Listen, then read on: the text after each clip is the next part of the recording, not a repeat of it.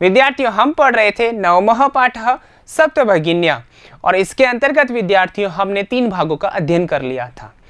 और यहाँ आज हम पढ़ने वाले हैं चौथा भाग, सप्तराज्यानां सर्वप्रथम प्रयोगः। 7 जो राज्य हैं जिसे हम सप्तभगिनी कहते हैं, उसका सबसे पहले प्रयोग किसने किया या कहाँ हुआ, ऐसा हम अपनी पाठ्य वस्तु में पढ़ने वाले हैं।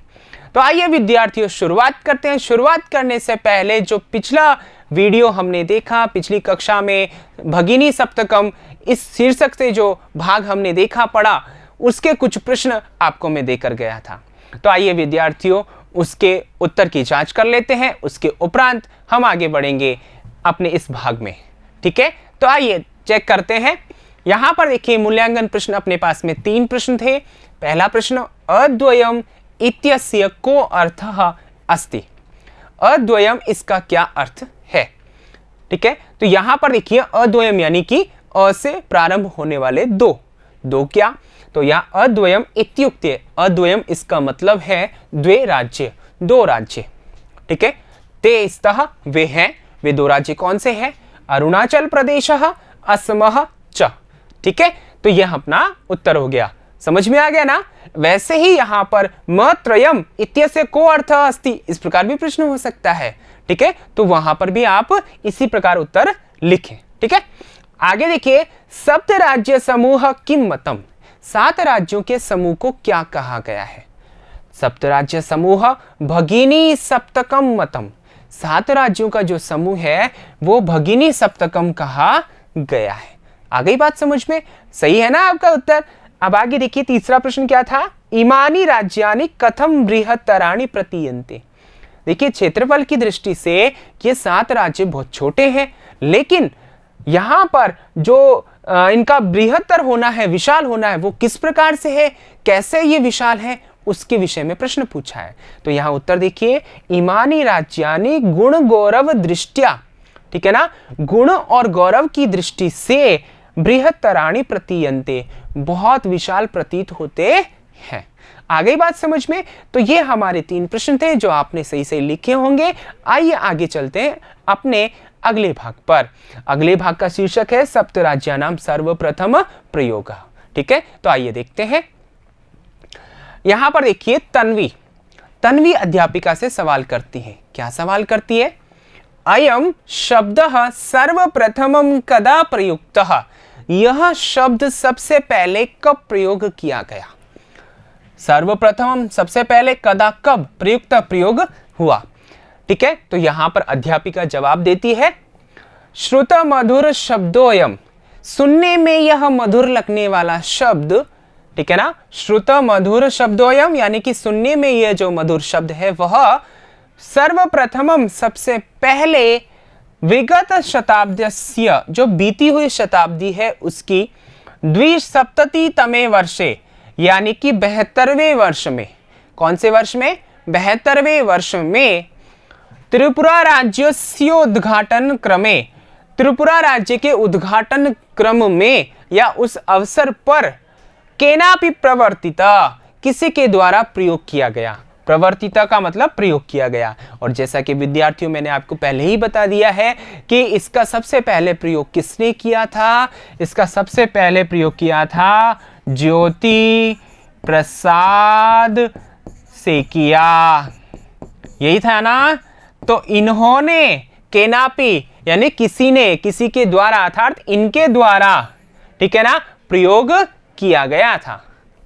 अस्मिन्नेव काले, इसी समय में एतेषां राज्यानाम, इन राज्यों का पुनः फिर से संगठनम विहितम, संगठन हुआ, यानी कि संगठन इकट्ठा होना, एक जगह होना, विहितम यानी किया गया या हुआ। ठीक है, आ गई बात समझ में? तो ऐसा उत्तर दिया अध्यापिका ने। तो आपको पता ही है कि सबसे पहले कब प्रयोग किया गया? 72वें वर्ष में, यानी बीती शताब्दी का जो 72वां वर्ष था, यानी कि 1972 में। ठीक है, तो वहां पर किसने किया? ज्योति प्रसाद शेकिया ने किया था। आइए आगे चलते हैं। आगे कठिन शब्दार्थ है अपने। सर्वप्रथमम यानी सबसे पहले, कदा यानी कब, विगत शताब्दीस्य बीती हुई शताब्दी के, 270तमे वर्षे 72वें वर्ष में, प्रवर्तित यानी प्रयोग किया गया, संगठनम यानी संगठन, विहितम यानी किया गया, श्रुत मधुर शब्द, सुनने में मधुर शब्द। ठीक है, आइए आगे चलते हैं अपने पाठ्य वस्तु की ओर।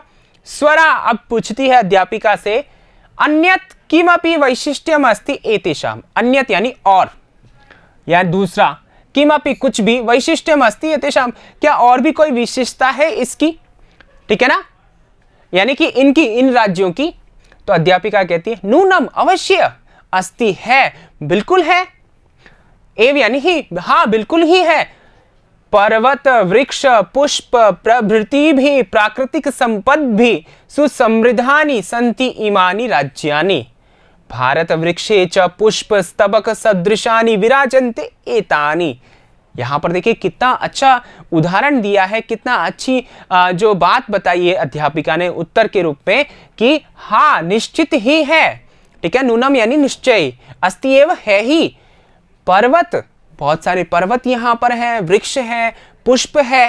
ठीक है ना, प्रवृत्ति भी, इन सभी से, पर्वत वृक्ष और पुष्पों से युक्त, प्राकृतिक संपद भी, प्राकृतिक संपदा से युक्त, प्राकृतिक संपत्ति से युक्त, सुसमृद्धानि यानी कि सुसमृद्ध है, संति यानी है। ठीक है ना, यानी कि पर्वत है, वृक्ष है, पुष्प है, ऐसी प्राकृतिक संपदाओं से सुसमृद्ध ये क्या है, राज्य है।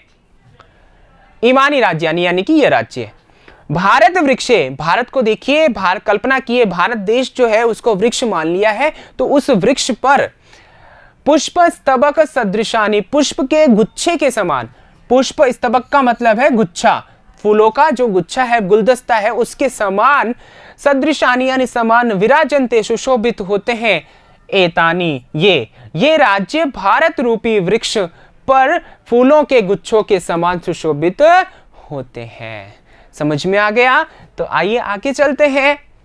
आगे कठिन शब्दार्थ देखिए, अन्यत यानी अन्य, नूनम निश्चय, प्रभृति भी आदि से, ठीक है, आदि से, सुसमृद्धानि बहुत समृद्ध, भारत वृक्षे, भारत रूपी वृक्ष में या पर, पुष्प स्तबक सदृशानि, पुष्प के गुच्छों के समान, विराजन्ते सुशोभित होते हैं, प्राकृतिक संपद भी, प्राकृतिक संपदाओं से। ठीक है, आइए आगे चलते हैं। आगे अपने पास में मूल्यांकन प्रश्न है, 2 प्रश्न आपके सामने रखे गए हैं, आप अपनी उत्तर पुस्तिका में इनके उत्तर लिखिए। पहला प्रश्न है, इमानि राज्यानि कई सुसमृद्धानि सन्ति। ठीक है, दूसरा प्रश्न, इमानि राज्यानि भारत वृक्षे कीदृशम विराजन्ते। ठीक है, तो इन 2 प्रश्नों के उत्तर आप दीजिए। आपने जो आज पढ़ा है, जो पाठ्य वस्तु आपने पढ़ी है, उसके उत्तर आप अपनी उत्तर पुस्तिका में दें। मैं लेता हूं विदा। आगे अगले वीडियो में अगले भाग के साथ में फिर मिलूंगा। तब तक के लिए धन्यवाद।